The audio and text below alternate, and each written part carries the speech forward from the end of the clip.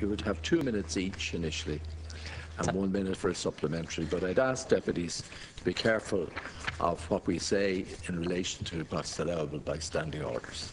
Thank you, Count Corley, and I appreciate the opportunity to speak on this very important issue of national interest, given the amount of people who have not only contacted RTE, but many of the deputies around this House. And there is a massive public discourse going on about this particular issue right now as we speak, and momentum has built up. So it's really important that in this chamber we get a chance to at least have some sort of a level of discussion around this issue. Count Corley and Minister, citizens of this country must have confidence in RTE to moderate and facilitate robust debate in issues of social concern, and particularly at this time issues around LGBT rights and equality.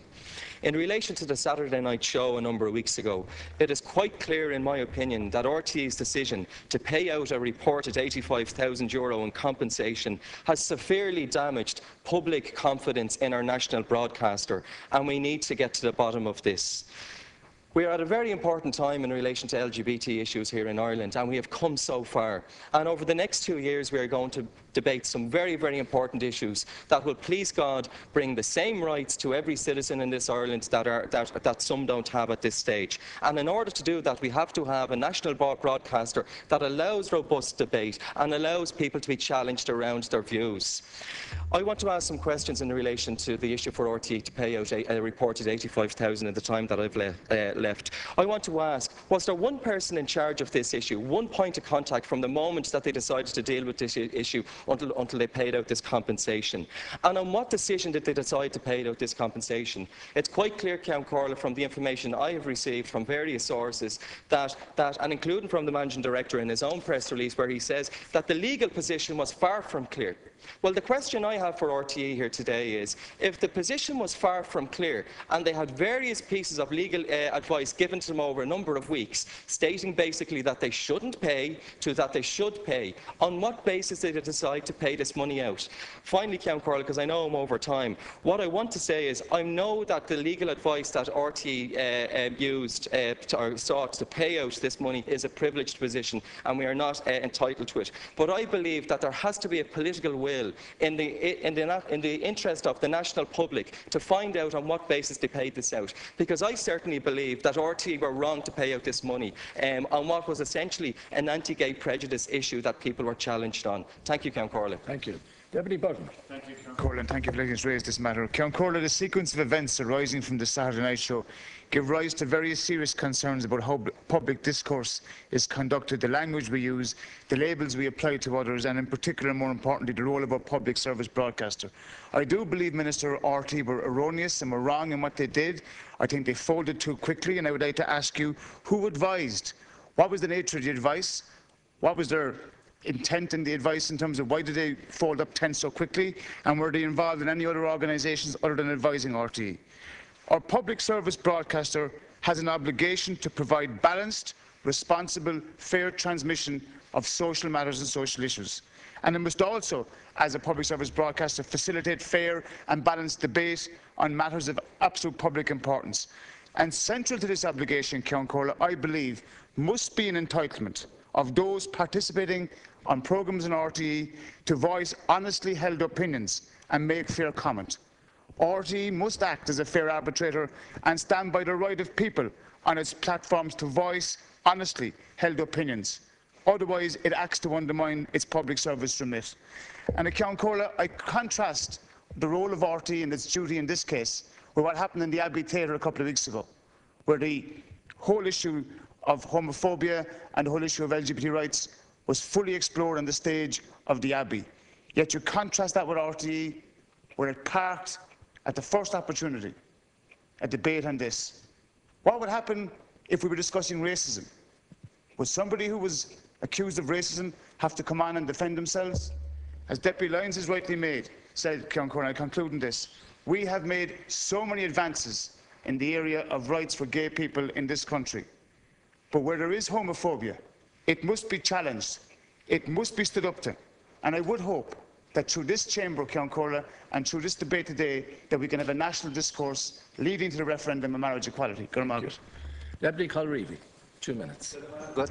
Count Corley, The appearance of Rory O'Neill, aka Panty, on RTE Saturday Night Show has sparked a debate on homophobia in Ireland. Rory O'Neill identified a number of individuals as having homophobic beliefs. Now, I could go into debate on what these people have said and written and how it could be identified as homophobic. However, I'm willing to rely on Rory O'Neill and his alter ego Panty as a leading figure in Ireland's LGBT movement to know what homophobia is. I'm a straight, middle-aged man. I won't pretend that I know how members of the LGBT community are made to feel every day when they're faced with articles in newspapers, comments on the radio, abuse on the street, and even accusations within the chambers of this institution. But what I will discuss is RTE's censorship of Rory O'Neill and the debate surrounding homophobia. The government has promised a referendum on marriage equality in 2015, following a recommendation by a majority of the Constitutional Convention to amend the Constitution to allow same-sex marriage. Now, those who publicly advocate inequality cannot hide behind defamation legislation when they are called out on their views they seek to gain public support for. The demand of significant sums of public money by such individuals or groups, in place of a right to reply, sets a deeply worrying precedent. Now, this country has a poor history of censorship. For many years, some of our great authors suffered at the hands of the censorship board. Section 31 kept Republicans such as myself off the airwaves for many years. RTE has this tradition of facilitating censorship, and as the public service broadcaster, it's deeply worrying to see this rear its head again. It should not be the case that those who call homophobia out for what it is that should suffer the censorship. The payout from RTE has potentially huge implications for the way in which the debate on marriage equality is carried out. And as RTE receives funding from the taxpayer, the public have a right to know what legal advice they received before making this payout. Thank you, Deputy. Deputy Daly. Thanks, Ceann Comhairle. I think it's really important that as taxpayers, citizens and public representatives that we put on record how appalled we are by what RTE has done in this case. And I honestly believe that in many ways this will be a defining moment, and you, Minister, will be judged on how you deal with this and what happens next, because at the core of this are issues of freedom of expression and basic human rights. And I have to say, as somebody who's had some pretty horrible and inaccurate things said about me in the media, I know how difficult it is to get that corrected. So that makes it, if you like, doubly unbelievable how quickly and I don't know why RTE handed over money in this regard, because nothing inaccurate was said, and that is a critical point. The people and the organisations who benefited from this payout have clearly argued that LGBT people should be treated differently, and that is nothing else other than homophobia. And to call it anything else is, in my opinion, an abuse of language. Now, Brendan O'Connor's apology remarkably said that it is an important part of democratic debate that people should be entitled to hold dissenting views on controversial subjects, and that is absolutely the case. But that means that you also have to have the right to express a different opinion on that dissenting view and call it by its proper name. And as Deputy Buttimer said, if someone is known to be a racist, has expressed racist views, and we call them a racist, are we to then turn around and apologise for calling them by their right name? Now, this issue has enormous consequences for Irish society, and we as a Parliament have to send a strong signal that we will not tolerate homophobia. And unless this issue is addressed, the only conclusion that people will draw is that if you have big pockets, then you can use them to stifle debate and control opinion, and Irish people don't want to live in a society like that. Thank you. Deputy Flanagan. Unlike some of the members here, I'm not in any way surprised, or I haven't learned anything about how RTE are biased from this case. This is one of many cases where they have shown their bias. And sadly, they're meant to be a public service broadcaster, but they seem to have their own agenda on many different issues. Now, hopefully something good will come out of this. And one good thing that has come out of it is that we get people like Michael Culreevy or myself from Leitrim or from Roscommon who can proudly stand up here and say we want to defend gay rights. 40 years ago, you'd have been worried going home if you did what Michael did here today. And that is massive progress. It really, really is. And the idea, it would be nice if there was no homophobia, but pretending there isn't doesn't make it all go away. And that speech that was made in the Abbey Theatre explained it so beautifully. And the fact that we are all homophobic, we are, but it's a case of working on it and trying to learn about the whole situation and fighting against it. And in the end, everyone gets their rights. But sadly, some people are more homophobic than others, and some people don't seem to make any effort to deal with that homophobia. And I think it's sad that you're now being denied even the right to use the word. And this morning on RTE, I discovered there's another word banned by RTE. You're not allowed to use the word ballyhay either. And that's a gay rights issue too, because guess what? The 70 billion they robbed off us in Europe, it's actually affecting people who are gay as well as straight too. Thank you. Thank you. Deputy Murphy. Carl, for the last couple of weeks, some of us have felt that we've been living in a parallel universe. A huge debate has been taking place online through sites like the Journal, Broadsheet, the Twitter and Facebook, with the mainstream media, print media largely absent from that debate. The head of television on RTE yesterday explained to staff why they apologised and paid $85,000. That screams to me of discontent within RTE. It's obvious that many of the station's personnel know that there are times that defending the principles behind public service broadcasting ranks higher than the fear of litigation. John Waters, Breda O'Brien and the Iona Institute can all be described as opinion formers. They have made themselves part of the public discourse, I stress public discourse, on such issues as same-sex marriage, and frequently present gay people's relationships as less than as a starting point. For that to go without challenge is, for me, about setting the parameters of the debate to their advantage. And that's at a time that we're going to have a referendum next year, and I think that is time-wise of critical importance. So why the rush by RTE to apologise and pay? Was it because they were aware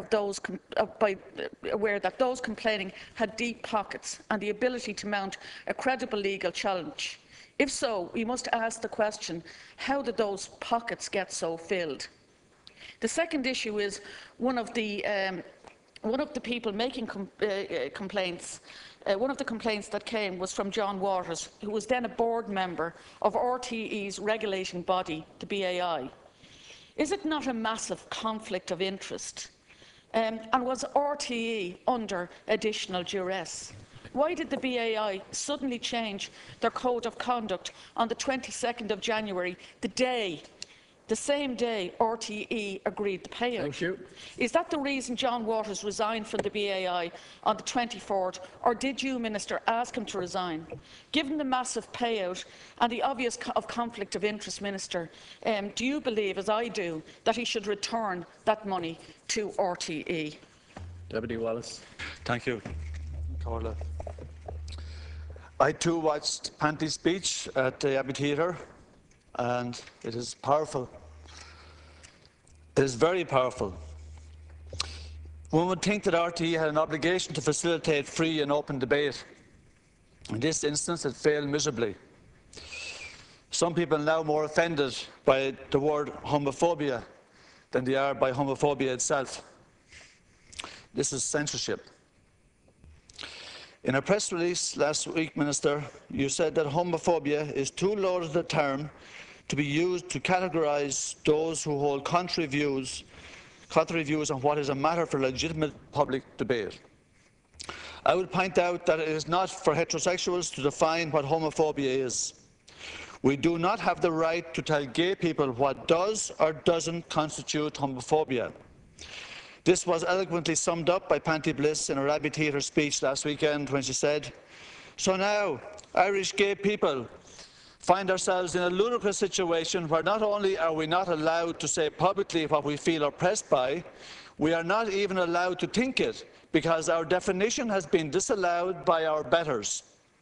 The word homophobia is no longer available to gay people, which is a spectacular and neat Orwellian trick because now it turns out that gay people are not the victims of homophobia, homophobes are." Does the Minister think that these contrary views, as he calls them, have no impact? Does he believe there is no link between discriminatory comments about gay people and physical attacks on gay people? Where does the Minister think those who commit physical acts of violence against gay people get their ideas from? To quote Breda O'Brien, "Equality must take second place to the common good." Does the Minister honestly think these words have no impact on gay people? Thank you. Minister to reply. Can firstly, I want to thank the deputies for raising this issue, and I welcome the opportunity to discuss it in the House. And I acknowledge the range of deputies across the parties and independents who have expressed here this evening a broadly similar view. I did say recently that personally I would not use the term homophobe to describe those who disagree with me on issues of gay equality in general or gay marriage in particular. I thought it was too loaded a term to be used to categorise all those who hold contrary views on a matter for legitimate public debate. Some people I know, as Deputy Wallace has just said, and whose views I respect, may have misinterpreted those comments. They say I do not appreciate the subtle and insidious nature of homophobia. I thought I was making a somewhat different and subtle point of my own. Issues like this are informed by deep-felt religious, moral and social considerations. Opinion will undoubtedly be divided. The best that we can hope is that people debate the matter calmly in good faith and with respect for opposing viewpoints. But it is of no assistance at all if we lump together our opponents, all those who will vote no, by borrowing from the lexicon of liberal intolerance. I also said last week in the same statement that I hoped that people who hold themselves out as commentators on or contributors to public debate fully appreciate that debate can be robust, heated, personal and sometimes even hostile. Politicians are expected, including, I suspect, by some of the litigants here concerned, to function in such an environment as normal. So why do they apply a different norm to themselves, although at least some of them are not averse to name-calling politicians on occasion? It would be a matter of serious concern if recourse to our defamation laws was to have a chilling effect on public debate on this issue in the lead-in to the referendum. While the defamation laws are outside my remit, Cancorlia, the Broadcasting Act is not. At present, Section 39 requires every broadcaster to ensure that nothing is broadcast that may reasonably be regarded as causing offence. That seems to me to be an unfeasibly rigorous approach. We all know how easy it is for some people to be offended, even where offence was not intended and is not objectively ascertainable. I will shortly be proposing miscellaneous amendments to the Act. Among them, I'm now considering an amendment that would require broadcasters to avoid causing undue offence. That seems to me to be a more objective and more in tune with the realities of public debate. As we all know, RTE is an independent public service broadcaster. It is obliged to be responsive to the interests and concerns of the whole community, to reflect the varied elements that make up the culture of the Irish people, and to uphold the democratic values enshrined in the Constitution, especially those relating to rightful liberty of expression. The Broadcasting Act of 2009 provides that the company is independent in pursuance of these objects. I, as Minister, have no role in managing editorial matters, making decisions around programming, or dealing with litigation claims. I therefore have no intention of interfering in RTE's management of this specific file. I have read yesterday's statement from the Managing Director of RTE Television. RTE has a crucial role in the conduct of public debate, and I believe it remains fully committed to ensuring the full and free exchange of information and opinion on all matters of legitimate public interest. And finally, while RTE is of course answerable as a public body, it does not, in my view should not, operate under political supervision, either at ministerial or parliamentary level. I have seen the invitation to RTE from the Oireachtas Communications Committee. Provided the engagement takes place at the general level of principle, without reference to the specifics of an individual case, I fully agree that the committee is entitled to hear from RTE an outline of its approach to libel complaints in the context of its obligations as a public service broadcaster. The committee is also entitled to satisfy itself that RTE will continue to discharge its public service obligations without fear or favour. However, it would not be desirable, in my view, for the committee to become embroiled in the management of particular claims. Ultimately, Cancorlia, we rely on our broadcasters to provide a forum for matters of public debate and indeed controversy, and to ensure that when these take place, the necessary level playing field is provided for all concerned. Thank you. Deputy Lyons. Thank you, Cancorlia. Minister, thank you for your response. I really just want to say at this stage, because I actually have this 1 minute left, you know, there's two people, I think, in here at the moment who knows what homophobia feels like, who knows what it's like to be called a queer, to be called a fag, to be called a gay. Only recently, I think just before Christmas, I walked from my own house around to the centre where a bunch of teenagers called me gay or some other name they call us. You know, I thought, you know, I was living in a society where this stuff isn't acceptable anymore. But yet, when people challenge people on these issues, and that's what Rory O'Neill did on the Saturday night show, he called it what it is. When it walks like a duck, quacks like a duck, looks like a duck, it must be a duck. And I think RTE were completely wrong and bang out of order when they got numerous types of legal advice saying, in fact, that perhaps they should not even pursue and give any sort of compensation out. RTE got it wrong, and everybody in the public knows they got it wrong, and RTE need to come out and let us know that they got it wrong. Otherwise, there will not be confidence in our national broadcaster to mediate any debate with confidence, particularly around issues that affect my life and the people who love me and love all the other people who aren't treated properly in this society. Thank you, Cancorla. Thank you. Deputy Button. I fully accept the Minister's position regarding involvement in the day-to-day management of RTE. But at Cancorla, we as a society and this Parliament has a role to play, and the national broadcaster.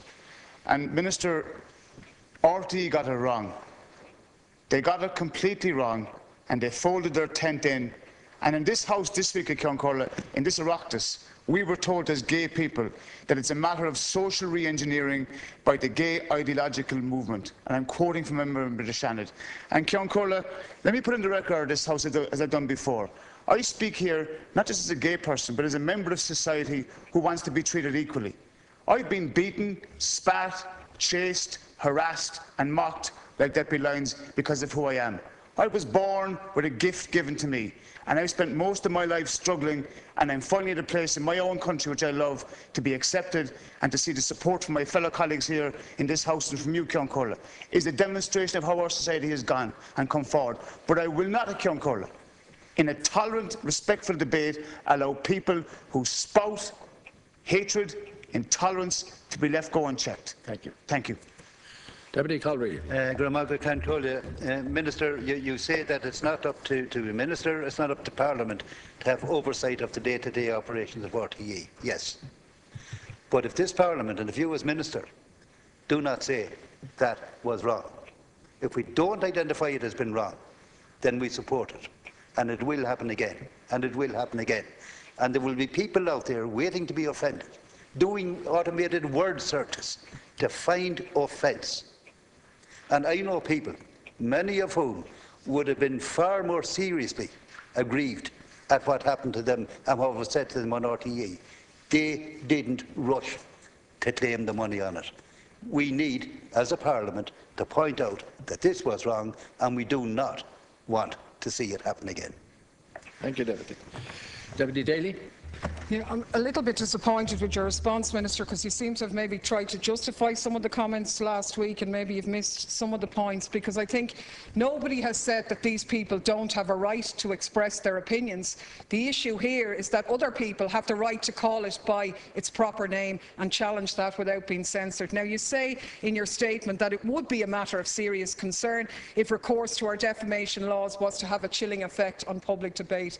What we're saying here today is that it is a matter of serious concern that this issue has happened, and that there will be consequences unless we take action. I don't know if you saw the Channel 4 programme broadcast last night, which linked an increase in violent attacks on gay people in Russia with the Russian government's treatment of gay people and its explicit homophobia. These actions have consequences, and for the likes of Brendan O'Connor to turn around to somebody in his audience last week who told about being beaten up for being gay and to say, oh, well, that's real homophobia. I mean, that is just an absolute ridiculous assertion. RTE needs to be independent, it needs to be balanced, and I honestly think that the best thing you could do to take society forward on this is to ask the Department of Education to make it mandatory that all schools will be allowed to listen to the Panty Bliss interview at the Risen People, because I think society would be far better if people were to hear that interview. Thank you. Deputy Flanagan. We're at a potential point here where we go backwards and forget about all the gains that have been made on this issue over the years, or we basically drive it further forward by fighting what RTE have done, getting them to row back on what they've done, and actually, in the end, that would end up being a good news story overall. Because while we have won many battles on this one, it is still an acceptable term of abuse to suggest that, well, to say to someone in a national school in this country, you're gay, which means there's something wrong with you. Not necessarily your sexuality, but it's used as a negative term. It's in the secondary schools. I know of a debate that an 11-year-old girl took part in a national school in my town, where she stood up and spoke in favour of gay marriage, and the whole classroom basically told her, hold on a minute, what are you on about? Started laughing at her, etc. They're hearing that somewhere at home, and we need to drive this forward rather than going back into the dark ages. And unfortunately, you have pointed the compass in the wrong direction, Minister. Thank you. Deputy Murphy. Yeah, the very fact that this is our public service broadcaster is of critical importance. Because we expect a higher standard, we expect balance, because we pay a licence fee. We expect them to defend the principles that are the principles of public service broadcasting. And if that means, you know, taking up the challenge of litigation, that has to be taken up, because you start with one thing and all of a sudden you find that you're eroding a whole lot of principles and rights in terms of debate. And I just don't think in a democracy that we can accept that. Minister, I asked you a number of questions about the Code of Conduct. It was changed the day the payout happened. There was a resignation the day after. Did you have any knowledge of that? Did you have any involvement in requesting that, that resignation? And do you see this as a massive conflict of interest by somebody who was a litigant? And I believe that the money should be paid back because I believe there is an absolutely massive conflict of interest here. Thank you. Deputy Wallace. Thank you, Carla. Minister, you say that RTE is an independent broadcaster. It depends on the good favour of the government of the day. It depends on big business for advertising. I don't find it so independent.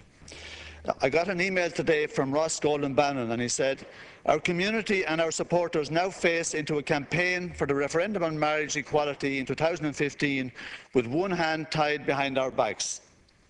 The most distressful part for those of us now silenced from using the word homophobia is that the mainstream media don't see how they have been played with the legal hand. I heard Colin O'Gorman say today, as a result of RTE's capitulation, it is going to be more difficult to challenge positions adopted by those who oppose equality. more difficult to question if prejudice and discrimination underpin their opposition to a fundamental human right. We do well to remember that without a properly informed citizenry, there is no democracy. Thank you. Minister, to respond. Thank you. Thank you, Ken Corlea. I mean, firstly, to get the conspiracy theories out of the way, the Code of Conduct as coincidence has nothing to do with this deputy. I didn't see the programme at the time. I made it my business to see it since. The first I heard about it was when I was advised of the resignation of a member of the Broadcasting Authority of Ireland. And I presume he resigned because he was envisaging litigation against RTE. So anything else is purely coincident, and I can assure you has nothing to do with that. I think it is one thing to express the view that homophobia poisons the water that can nurture violence, as Deputy Daly instanced in the case of what we saw in respect of Russia. But I think it's another thing to seek to intrude into or ascribe motivation to the RTE decision in respect of the contemplated litigation. I mean, the RTE explanation, if you like, is that it had expert advice, as I understand it, inside and outside, available to it, that advised that it didn't have a case to defend, and as a result made the decision it made. Now, it is true, as you've said, Deputy Murphy, that RTE is the public service broadcaster.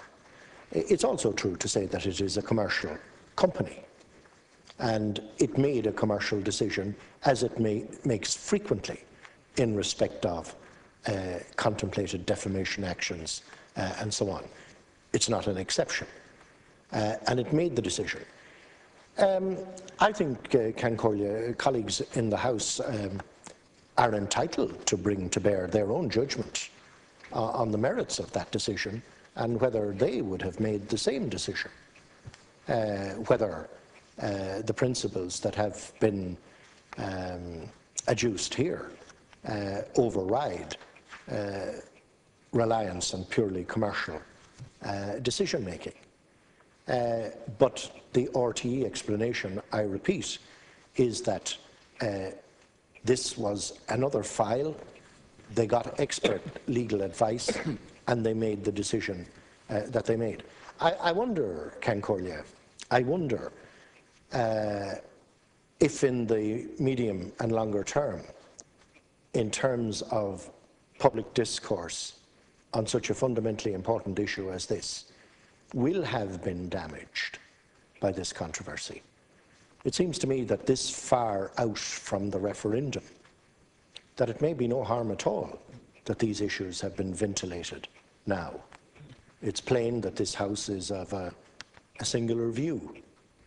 I don't think that that message can't fail to go out from here. But I still stand by my position that I draw a distinction between my intruding in the management of any particular litigation file and my requiring of RTE to in no way resile from the obligation on RTE to discharge its public service imposition under the Act. Thank you. And I think that's the critical thing as we put the building blocks in place for the ultimate referendum.